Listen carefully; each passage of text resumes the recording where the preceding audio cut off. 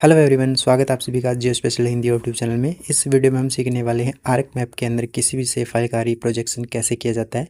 रिप्रोजेक्शन means coordinate system change, या फिर हम कह सकते हैं इस प्रोसेस को रिप्रोजेक्ट करना।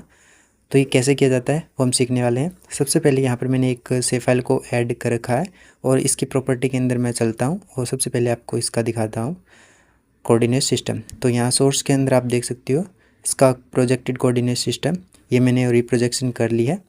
और अब हम रिप्रोजेक्शन क्यों करते हैं किसी सेव फाइल का, तो आपको मैं बता देता हूँ। अगर किसी भी सेव फाइल का रिप्रोजेक्शन नहीं है तो एरिया कैलकुलेट करने में हमें प्रॉब्लम आती है। इसके अलावा उसका मेज़रमेंट करने में भी हमें प्रॉब्लम आती है, लेंथ को मेज़रमेंट करने में प्रॉब्लम आती है और उसका बफर एनालाइज करने में भी दिक्कत आती है। तो हमें सेव फाइल को रिप्रोजेक्शन करना पड़ता है जब भी हम अगर उसका एरिया कैलकुलेट करना चाहते हैं, कोई लेंथ कैलकुलेट करना चाहते हैं सेव फाइल के अंदर, या फिर उसका बफरिंग एनालाइज करना चाहते हैं, तो उसके लिए हमें जो है रिप्रोजेक्ट या प्रोजेक्शन जो है वो करना पड़ता है। तो यहाँ पर मैंने ये सेव फाइल एक ऐड कर लिया है। इसका जो है वो भी आप कोऑर्डिनेट सिस्टम चेक कर सकते हो, जो है WGS84 है, 1984 है। और इसके एट्रीब्यूट के अंदर मैं भी चलता हूँ तो यहाँ पर मैंने एरिया कैलकुलेट करना अगर मैं इसका चाहूँगा तो ये नहीं होगा। जैसे मैं इसका एरिया कैलकुलेट करना चाहूँगा तो ये देखो एरिया डिसेबल दिखा रहा है। यहाँ पर लिखा है use coordinate system of the data source. तो हमें जो है ये कौन से जोन की है ये हमें यहाँ पर अब चेंज करना होता है ताकि हम एरिया कैलकुलेट कर सकें अच्छे तरीके से। सो अब कैसे करना है तो आपको मैं सिंपल प्रोसेस बताने वाला हूँ। सबसे पहले आपको जो है अपना आर्क टूल बॉक्स जो है ओपन करना होता है एंड उसके बाद यहाँ पर आपको एक ऑप्शन मिल जाता है डाटा मैनेजमेंट टूल का। देन उसके बाद आपको यहाँ पर नीचे आना है प्रोजेक्शन एंड ट्रांसफॉर्मेशन पर। उसके बाद नीचे आपको प्रोजेक्टेड का ऑप्शन मिलता है, इस पर आपको क्लिक करना है। देन इनपुट डाटा सेट के अंदर वो से फाइल ऐड करनी होती है जिसका आपको प्रोजेक्शन करना है। और यहाँ पर आउटपुट लोकेशन के अंदर मैं यहाँ पर सेव कर लेता हूँ अपने फोल्डर के अंदर। सो एक बार मैं इसको नाम दे रहा हूँ 1। और नीचे आपको आउटपुट कोऑर्डिनेट सिस्टम यहाँ पर क्लिक करना है। देन यहाँ पर अभी देखो मैंने जो है WGS 1984 UTM जोन 43 जो है वो यहाँ पर ऐड कर रखा है और इसको मैंने स्टार में फेवरेट में ऐड कर रखा है।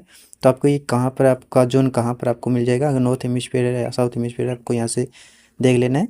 एंड यहाँ पर आपको एक मिल जाएगा ऑप्शन, नीचे क्लिक करना है वर्ल्ड वाले सॉरी उस पर UTM जोन वाले पर, जो आपको ऊपर की तरफ ऑप्शन मिलेगा कि UTM ये जहाँ जहाँ पर आपको WGS 1984, उसके बाद नॉर्थन हेमिस्फीयर आपका जो नॉर्थ है या फिर साउथ है। और उसके बाद यहाँ से जोन को सिलेक्ट कर लेना है। जैसे कि मेरा अभी 1984 UTM जोन 43 है। ओके, तो मैं इसको ऐड कर रखा है पहले से ही। और इसको आप फेवरेट के अंदर करते हो तो आपको बार बार ये जो है वो ढूंढना नहीं पड़ता। ओके क्लिक करते हैं, नीचे प्रोसेस चलनी स्टार्ट हो चुकी है और प्रोजेक्ट यहाँ पर अपनी फ़ाइल हो चुकी है।